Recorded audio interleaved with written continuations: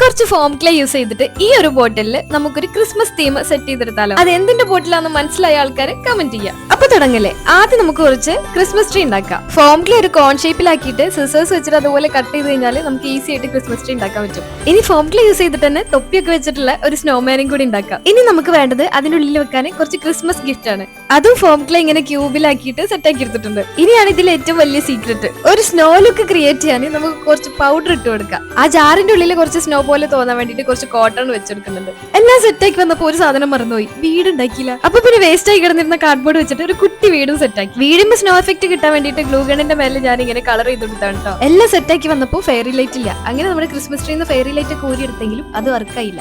ഭാഗ്യത്തിന് ഇതുപോലത്തെ കുറച്ച് ടീ ലൈറ്റ് കാൻഡിൽസ് ഉണ്ടായിരുന്നു. അത് വെച്ച് അഡ്ജസ്റ്റ് ചെയ്തു. അടുത്ത വലിയ ചലഞ്ച് ഇവരെയൊക്കെ ഒതുക്കി നിർത്തലായിരുന്നു. അവസാനം നിൽക്കാണ്ടായപ്പോ ഞാൻ ഗ്ലൂ ഒക്കെ വെച്ചിട്ട് ഒട്ടിക്കുകയാണ് ചെയ്തത്. അപ്പൊ എങ്ങനെയാ ഫൈനൽ ലുക്ക് ഒന്ന് കണ്ടാലോ?